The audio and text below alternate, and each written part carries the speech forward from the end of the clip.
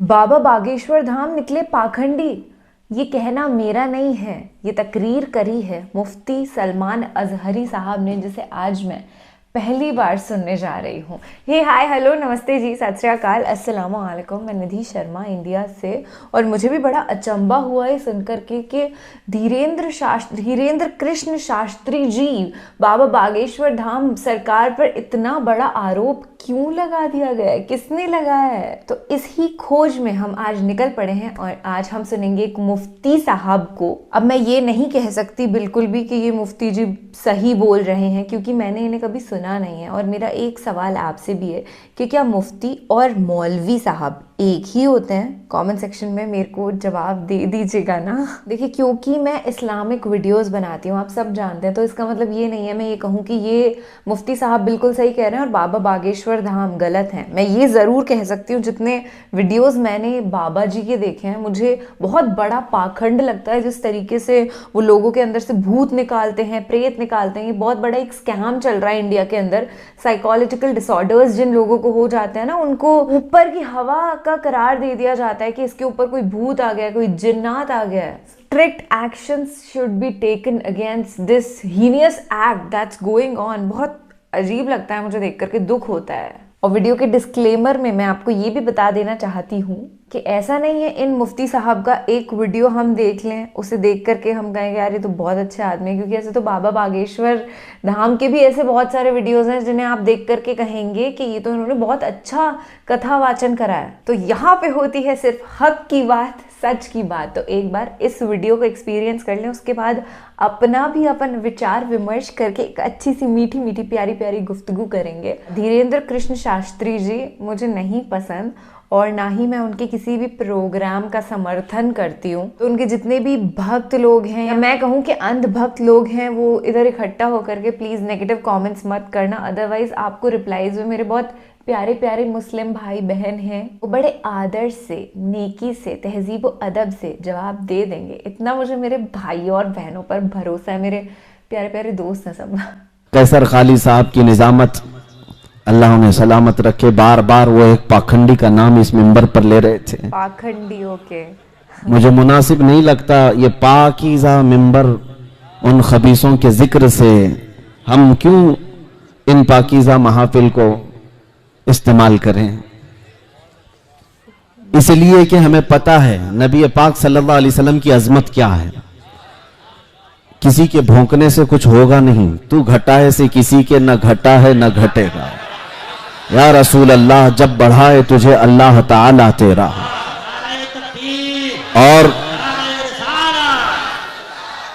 और एक बात यह है, जो कांटे खाने की आदत रखते हैं उन्हें फूल समझ में नहीं आते। जो कांटे खाने की आदत रखते हैं उन्हें फूल समझ में नहीं आते, और जो फजूल होते हैं उन्हें उसूल समझ में नहीं आते। और जिनके बाप दादाओं में खता होती है, ऐसे हरामियों को मेरे रसूल समझ में नहीं आते। उन लोगों का जिक्र करने की जरूरत ही नहीं है। कुरान ने सूरह कलम में फरमाया, उतुल्लिम बअद ज़ालिका ज़नीन, जो मेरे मुस्तफ़ा करीम सल्लल्लाहु अलैहि वसल्लम की तौहीन करते हैं वो जिना से पैदा हुए हैं। बेउसूलों को उसूल समझ में नहीं आते हैं। तो बहरहाल मुस्तफ़ा करीम सल्लल्लाहु ताला अलैहि वसल्लम की अजमत उन लोगों को खूब मालूम है जिनके दिल पाक और साफ हैं। आपने सुना होगा सैयदना अबू बकर सिद्दीक रदी अल्लाह ताला अन्हु हुजूर की बारगाह में आए और अर्ज़ किया, या रसूल अल्लाह, आपसे ज्यादा हसीन और जमील मैंने किसी को देखा नहीं। मेरे आका ने फरमाया, सदक़ता या अबू बकर, ऐ अबू बकर तुम बिल्कुल सच कह रहे हो। अबू जहल खबीस मरदूदुन नफ्स आया और उसने भी ये कहा, ऐ मोहम्मद तुम्हारे से ज्यादा बदसूरत मैंने किसी को नहीं देखा, नऊज़ बिल्लाह। मेरे आका सल्लल्लाहु अलैहि वसल्लम ने फरमाया, तू सच कहता है। क्या दो लोग सच कह रहे हैं? एक तारीफ कर रहा है और एक बुराई कर रहा है, और दोनों को मेरे आका सल्लल्लाहु अलैहि वसल्लम फरमा रहे हैं तू सच कह रहे हो। बात दर हकीकत ये है कि मेरे आका सल्लल्लाहु ताला अलैहि वसल्लम से पूछा गया, अबू बकर सिद्दीक को भी आपने कहा सच कह रहे हैं, अबू जहल को भी आपने कहा सच कह रहा है। हुजूर पाक सल्लल्लाहु अलैहि वसल्लम ने इरशाद फरमाया, मैं एक आईने की मिसल हूं, हर कोई अपनी हकीकत उसमें देखता है और अपनी तारीफ करता है। मेरे अजीजों, हुजूर पाक सल्लल्लाहु ताला अलैहि वसल्लम की शान में भौंकने वाले अपनी हकीकत वो उस आईने में देखते हैं और अपने आप पर कोसते हैं। और अल्लाह का करोड़ा शुक्र एहसान है कि हमें बरेली का इमाम इश्क व मोहब्बत मिला है, जिसने हमें अजमत मुस्तफ़ा सिखाया है। और फिर हम ये बबांगे दुहल कहते भी हैं, डाल दी कल्ब में अजमत मुस्तफ़ा, सैयदी आला हजरत पे लाखों सलाम। मोहम्मद हमारे बड़ी शान वाले, मेरे आका सल्लल्लाहु ताला अलैहि वसल्लम की अजमत आज इस दिल्ली की सरजमीन पर मौका मिला है। मैं अर्ज करता हूं क्योंकि मुझे पता है यहां सुनने के लिए जो लोग आए हैं, ये सिर्फ ये मजमा जो आपको नजर आ रहा है, ये सिर्फ टोपी दाढ़ी वाला ही मजमा नहीं है। मेरे बहुत सारे रिश्तेदार भी यहां आए हैं। मेरे रिश्तेदार पूरे हिंदुस्तान भर में हैं और हमेशा मेरी तहकीक में लगे रहते हैं और बहुत प्यार करते हैं। कभी 12-12 घंटे मुझे पुलिस स्टेशन में बिठाते भी हैं। तो बहरहाल मैं उनकी भी कदर करता हूं। वो सारे लोग हमारे बयानात को बहुत गौर से सुनते भी हैं। अल्लाह करे कि दिल में उतर जाए और हिदायत भी नसीब हो जाए। आमीन। खैर मेरे अजीजों, जिन लोगों को अभी भी शक व शुबा है, उन लोगों को मैं ये अर्ज करता हूं, छोड़ दो मेरे आका सल्लल्लाहु ताला अलैहि वसल्लम की जात की तरफ उंगलियां उठाना। हमारे जज्बात से क्यों खेलते हो?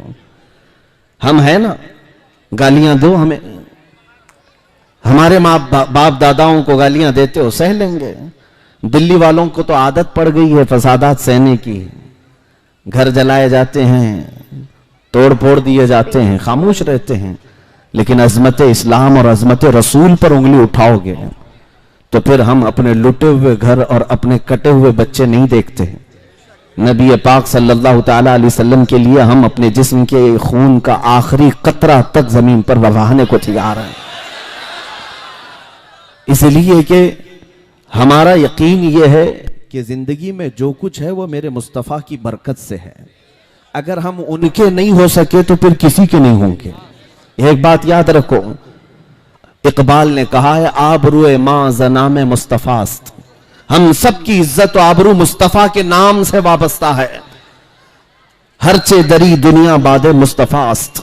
जो कुछ भी इस दुनिया में हमें मिला है वो मुस्तफ़ा के बाद ही उसका मकाम है। हमारी माँ हो, हमारे बाप हो, हमारे भाई हो, हमारी बहनें, हमारे उस्ताद, हमारे पीर, हमारा बादशाह, सारे लोगों का मकाम मेरे मुस्तफ़ा के बाद है। हमारे लिए कुरान कहता है, अन नबी औला बिल मुमिनीन मिन अनफुसिहिम। नबी मोमिनों से उनकी जान से ज्यादा करीब है। इसलिए हमारे एहसासात हुजूर के नाम पर कुछ और होते हैं। इसलिए मैं उन लोगों से कहता हूं, बार बार नबी पाक सल्लल्लाहु ताला अलैहि वसल्लम की जात से खेलना छोड़ दो। आओ सुनो, मैं मेरे आका सल्लल्लाहु ताला अलैहि वसल्लम के अखलाक करीमाना बताता हूं आपको। और पढ़ने वाले पढ़ लिए। मैं जॉर्ज बर्नार्ड शॉ की बात अगर कहूं आपके सामने, एक बहुत ही बड़ा राइटर है, मुसलमान की बात नहीं कर रहा हूं, गैर मुस्लिम, एक अंग्रेज, जॉर्ज बर्नार्ड शॉ, वो लिखता है अपनी किताब में कि मैंने पूरी कायनात में ऐसा रेवोल्यूशन, ऐसा इनकलाब देखा ही नहीं जैसा मोहम्मद रसूलुल्लाह ने इनकलाब पैदा किया। इसलिए कि दुनिया में बहुत सारे इनकलाब आए, लेनिन का इनकलाब, मार्क्सिज्म का इनकलाब, कम्युनिज्म का इनकलाब, जमहूरियत का, डेमोक्रेसी का इनकलाब, दुनिया में बहुत सारे इनकलाब आए। लेकिन उनके इनकलाब के जो बानी थे, फाउंडर थे, उनकी जिंदगियों में वो इनकलाब का असर रहा या ज्यादा से ज्यादा 100 साल तक रहा। लेकिन एक इनकलाब जो मक्का की गलियों से उठा था, मदीने पहुंचा और पूरी कायनात में फैला। जॉर्ज बर्नार्ड शॉ कहता है 1400 साल हो गए उस इनकलाब को दुनिया में आए हुए। उस रसूल का असर अब तक कम नहीं हुआ, बल्कि रोज बढ़ता ही जाता है, रोज बढ़ता ही जाता है।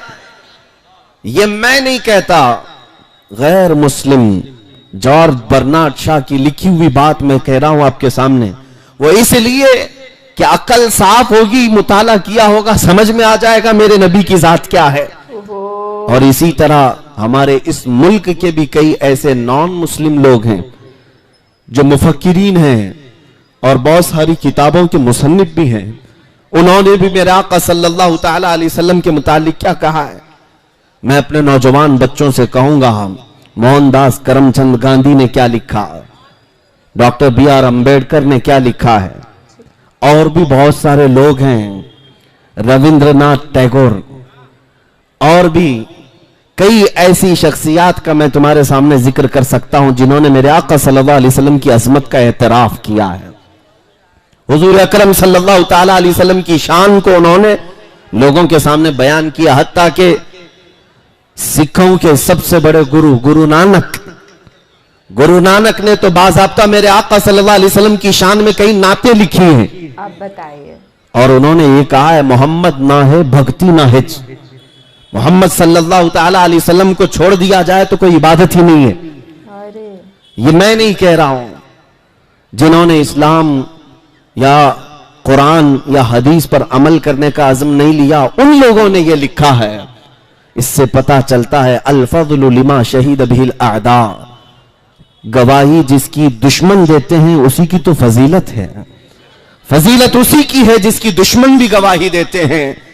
नबी मुकर्रम सल्लल्लाहु ताला अलैहि वसल्लम मक्का की गलियों से निकलकर मदीना तैयबा पहुंचने तक जो आला अखलाक व किरदार की शख्सियत सब पूरी दुनिया के सामने पेश किए, आज तक दुनिया उसकी नजीर नहीं ला सकती, उसकी मिसाल नहीं ला सकती, आज तक नहीं ला सकती। इंसाफ की बात अगर मैं करूं, है कोई दुनिया में आज लीडर जो अपनी रियाया के सामने आकर यह कहे कि तुम पर किसी पर मेरा कोई हक बाकी है तो हक ले सकता है? आए अभी हमारा कोई मिनिस्टर आकर के कह दे, किसी की हिम्मत ही नहीं, इतना खा के बैठे, क्या कहेंगे? क्या कहेंगे? और लोग नोच डालेंगे, यहां भी मेरा हक है, वहां भी मेरा हक है। किसी को कहने की हिम्मत नहीं है।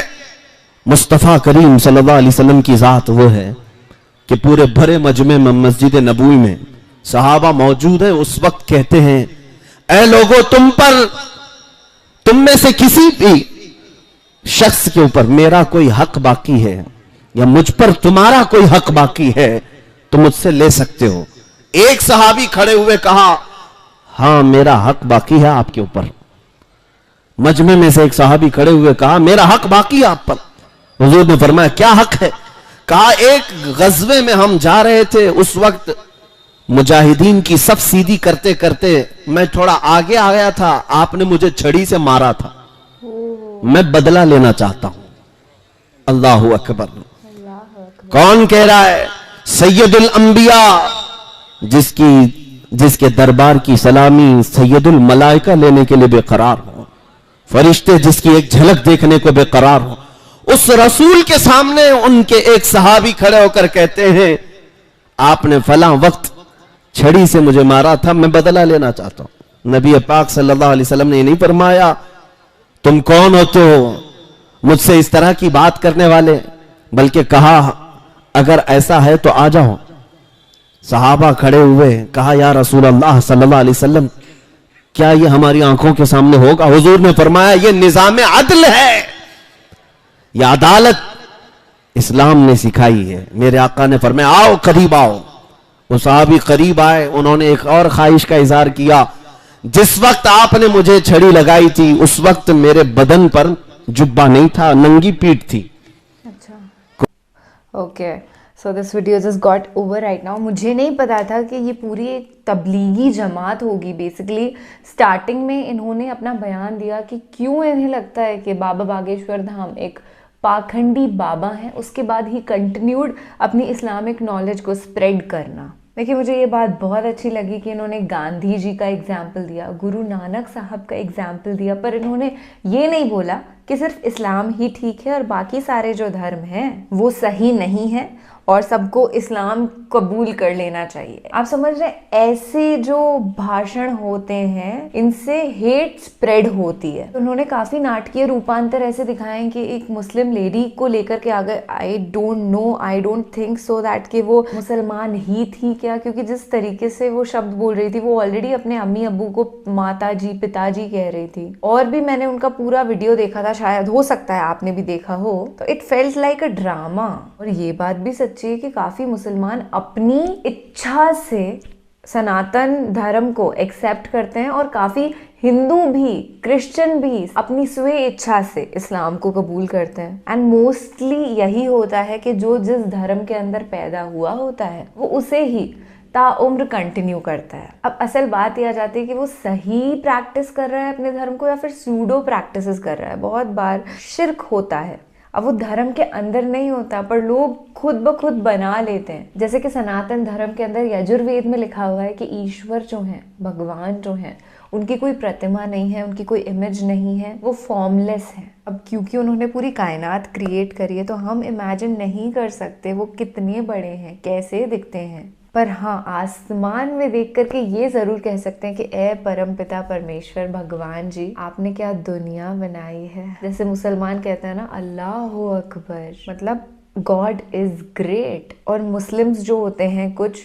वो जानबूझ करके ऐसा नहीं करते बट जाने अनजाने शिर्क हो जाता है कि वो दरगाह पर जाकर के इबादत करने लग जाते हैं। और काफ़ी बार ऐसा भी होता है वो अल्लाह की इबादत करने की जगह जो पीर साहब हैं उन्हीं की इबादत करने लग जाते हैं, या फिर वो सोचते हैं कि हज़रत मोहम्मद सल्लल्लाहु अलैहि वसल्लम जो नबी पाक हैं उनकी इबादत करनी चाहिए। बल्कि ये सच नहीं है, नबी पाक ने कभी भी नहीं कहा है कि आप उनकी इबादत करो। उन्होंने तो यही बोला है कि सबका मालिक एक है और ला इलाहा इल्लल्लाह मुहम्मद रसूलुल्लाह। तो आखिरी पैगंबर जो है अल्लाह के, वो हज़रत मोहम्मद सल्लल्लाहु अलैहि वसल्लम है। और अल्लाह एक ही है, भगवान एक है, God creator, universal soul is one and ultimately all of us are one, एक ही उम्मत। मैं ये नहीं कह रही कि हम सब मुसलमान हैं या हम सब सनातनी हैं, हम सब इंसान हैं जिसे भगवान ने बनाया है, जिसे अल्लाह ने बनाया है, जिसे गॉड ने बनाया है, ऑलमाइटी ने बनाया है। तो बेहतर यही होगा कि हम एक दूसरे की इज्जत करना सीखें और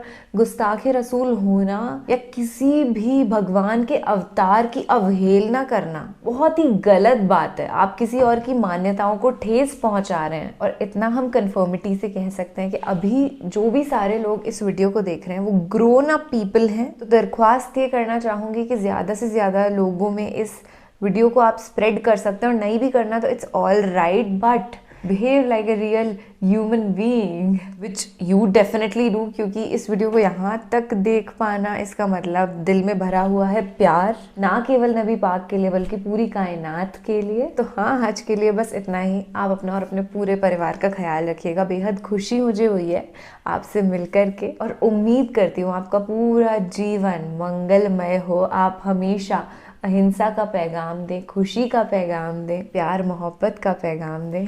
take care my dear friend. अल्लाह हाफिज़।